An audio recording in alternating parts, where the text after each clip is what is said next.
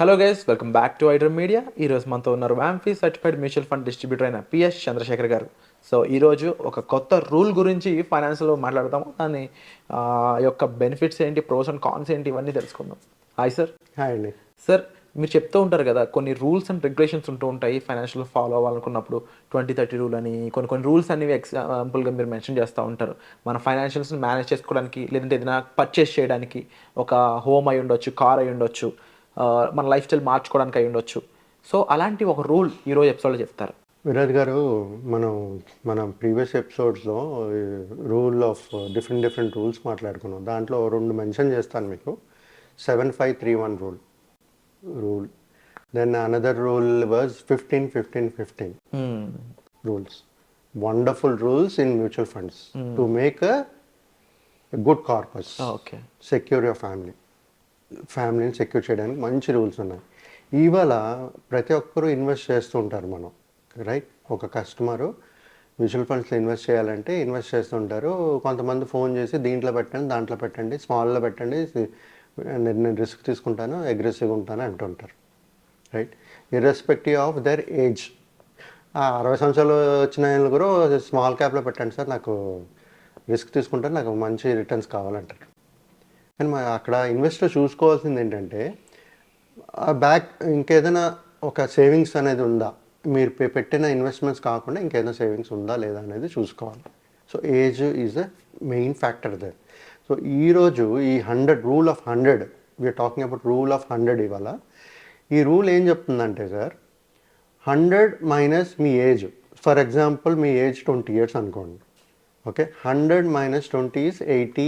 80 is a number. 80% of your investment, 80% of your investment should మీరు ఈక్విటీస్లో invest చేయాలి. మిగతా 20% ఏదైతే ఉందో అది ఫిక్స్డ్ ఇన్కమ్, లైక్ డెప్ట్ కానీ బాండ్ కానీ ఇలాంటి దాంట్లో పెట్టుకోవాలి. సో నెక్స్ట్ 25 years తీసుకుందాం. 25 years అంటే మళ్ళీ 100 minus 25, that is 75% in equity, 25% in debt and bond, fixed incomes. ఇప్పుడు 30 తీసుకుందాం. 30 years తీసుకున్న 70% equity, 30% again fixed income. So age బట్టి ఇక్కడ ఏంటి అవుతుంది, పర్సంటేజ్ అనేది డిఫరెన్షియేట్ అవుతుంది.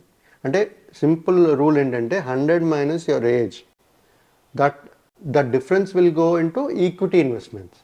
మిగతాదైతే బ్యాలెన్స్ 100% బ్యాలెన్స్ ఉందో అది ఫిక్స్డ్ ఇన్కమ్లో వెళ్ళాలి. ఓకే, కానీ ఈ ప్రజెంట్ సినారియోలో ఏం జరుగుతుందంటే, ప్రతి ఒక్కరు ఏం చేస్తారంటే, ఇర్రెస్పెక్టివ్ ఆఫ్ ఏజ్, నేను రిస్క్ తీసుకుంటాను, నాకు మిడ్ స్మాల్లో పెట్టండి. మార్కెట్ ఎప్పుడు ఒకలాగే ఉండదు. అంటే వాళ్ళు ఏం చూసుంటారంటే, ఒక 1 year, 2 years, 3 years, 5 years returns చూసుంటారు, 30, 40, 50%. మన లాంగర్ రన్ రిసెషన్ టైమ్స్, ఈ గ్లోబల్ సిట్యువేషన్స్ చూసుంటారు. అప్పుడు ఏమవుతుంది, మార్కెట్ బాగా పడుతుంది. పడేటప్పుడు ఆ సినారియోస్ చూసుండరు వీళ్ళు. ఈ 30, 40, 50% ఏదైతే రిటర్న్స్ అయితే కనబడుతుంది, వీళ్ళు రిస్క్ తీసుకుని పెట్టేస్తుంటారు. వాళ్ళ దగ్గర ఇంకేం బ్యాకప్ ఏం లేదు, క్యాష్ లేదు, క్యాష్ రిజర్వ్స్ లేదనుకోండి. How do you average? Market volatile అయినప్పుడు మీ దగ్గర సోర్స్ ఆఫ్ ఇన్కమ్ లేదు, మీ దగ్గర క్యాష్ లేదు, రిజర్వ్ లేనప్పుడు యావరేజింగ్ ఎలా చేసుకుంటారు? మార్కెట్ రికవరీ అయ్యేటప్పుడు యావరేజింగ్ చేసుకుంటేనే మీ రికవరీ ఫాస్ట్గా ఉంటుంది, మీ బెటర్ రిటర్న్స్ అనేది వస్తుంది. రైట్. సో ఇలాంటి ప్రతి ఒక్క ఇన్వెస్టర్ ఎవరైతే ఇన్వెస్ట్మెంట్ మ్యూచువల్ ఫండ్స్లో చేద్దాం అనుకుంటున్నారో, ఒకవేళ మీ డిస్ట్రిబ్యూటర్ కానీ అడ్వైజర్ మీకు ఇవ్వకపోతే మీరు అడగండి, నా పోర్ట్ఫోలియోలో కొంచెం డెప్ట్ ఫండ్ కూడా పెట్టండి అని అడగండి. రిస్క్ తగ్గించండి. మనకు అవసరం ఉండేటప్పుడు అదే గోల్డ్. మార్కెట్ వాలటాలిటీ పడేటప్పుడు that is gold for us. I think last few weeks, few months back situation మనం అబ్జర్వ్ చేయొచ్చు. గోల్డ్ 2-3 days చూడండి మార్కెట్ ఎలా పడుతుందో. ఆ ఫెడ్ ఇది వచ్చిన తర్వాత ఎలా పడుతుందో చూడండి మార్కెట్స్. వాళ్ళు ఏంటంటే they are not clear. Last time ఒక అన్నారు, ఇప్పుడేమో 25 BPS పాయింట్స్ కట్ చేశారు. మళ్ళీ నెక్స్ట్ 25 అంటున్నారు. But they are not confident, కన్ఫామ్గా చేస్తున్నారా లేదా అనేది తెలియదు. సో ఇవన్నీ తీసుకుని వాలటైల్ మార్కెట్ పడుతుంది సినారియోస్.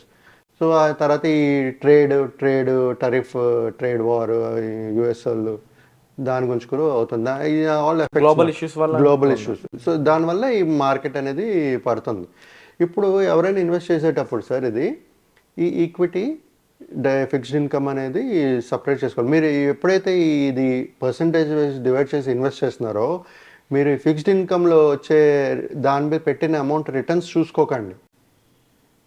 దాని మీద ఎంతో రిటర్న్స్ వస్తుంది అనేది చూసుకోకండి, అది ఇంపార్టెంట్ కాదు ఇక్కడ.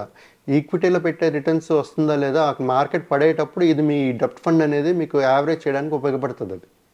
సో అలాగా ప్లాన్ చేసుకోండి ఎవరైనా సరే. మీకు ఒకవేళ తెలియకపోతే మీ డిస్ట్రిబ్యూటర్ అడ్వైజర్కి ఫోన్ చేస్తే వాళ్ళు చెప్పగలుగుతారు, వాళ్ళు హెల్ప్ చేయగలుగుతారు. మీ మీ మీ యొక్క గోల్కి వాళ్ళ పాత్ చూపించి ఒక గైడ్ చేసి ఆ గోల్ రీచ్ అయ్యేటట్టుగా ప్లాన్ చేయగలుగుతారు. అండ్ తప్పకుండా మీరు ముఖ్యంగా మెన్షన్ చేసిన యావరేజింగ్ అనేది కానీ చాలా ఇంపార్టెంట్ అని చెప్పచ్చు. అండ్ ఇన్ కేస్ మీరు ఆల్రెడీ ఇన్వెస్ట్ చేసిన ఫండ్స్లో ఇలా జరగట్లేదు, లేదంటే దీనికి సంబంధించిన ఇన్ఫర్మేషన్ మీకు తెలియడం లేదు అనుకున్నట్లయితే మీరు మీ డీటెయిల్స్తో చంద్రశేఖర్ గారిని కలిసినట్లయితే దానికి సంబంధించిన అవగాహన అండ్ డిస్కషన్ అనేది సార్ మీతో చేయడం జరుగుతుంది. సో దానికి సంబంధించి మీరు డిస్ప్లే అవుతున్న నెంబర్స్ కాల్ చేసి సార్తో మీరు మీట్ అవ్వచ్చు. సో వచ్చే ఎపిసోడ్లో మళ్ళీ కలుద్దాం. Thank you so much sir. Thank you అండి.